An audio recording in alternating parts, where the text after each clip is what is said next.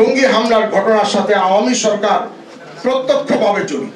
ময়দানে হামলার বিষয়টি গাজীপুর সিটি কর্পোরেশনের তৎকালীন মেয়র জাহাঙ্গীর সাহেবকে অবহিত করা হলে তিনি স্বীকার করেন যে তিনি সাতপন্থীদেরকে 1 ডিসেম্বর ময়দানে প্রবেশ করার ব্যাপারে সহযোগিতা করেছিলেন, যা ছিল তার সম্পূর্ণ বেআইনি হস্তক্ষেপ।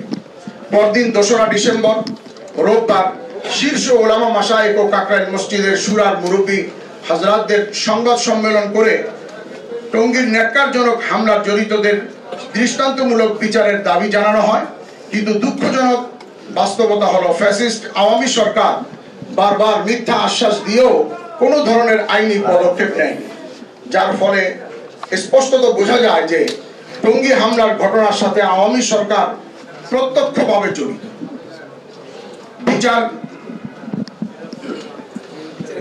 বিচারহীনতার এই আওয়ামী সংস্কৃতি সাতপন্থীদেরকে পরবর্তী সময়ে দেশের বিভিন্ন স্থানে আরো বেশি সন্ত্রাসী অপতৎপরতা চালানোর সাহস জুগিয়েছে।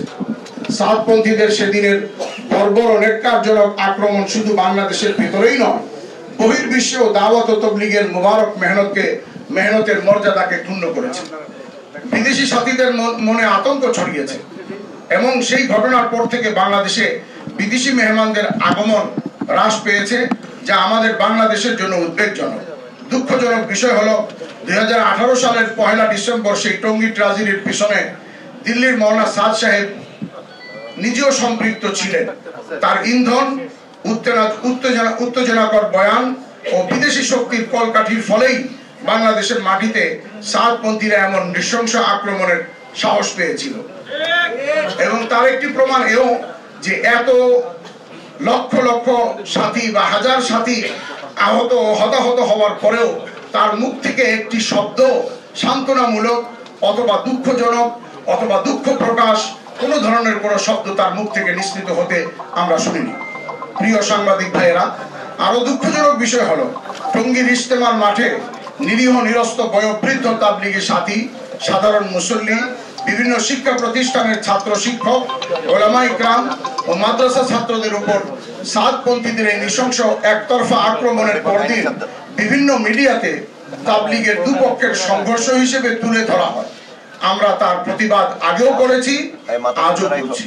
এটা কখনোই দুপক্ষের সংঘাত ছিল না, এটি ছিল সাতপন্থীদের একতরফা নৃশংস বর্বর আক্রমণ, যা বিশ্ববাসী মিডিয়ার কল্যাণে প্রত্যক্ষ করেছে।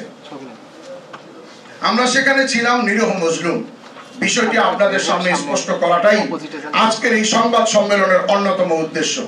আমরা অনুরোধ করব আপনারা অনুসন্ধানী তথ্য সংগ্রহ করে সেদিনের ন্যাক্কারজনক আক্রমণের প্রকৃত সত্য ও বাস্তবতা উদ্ঘাটন করে জাতির সামনে তুলে ধরবেন।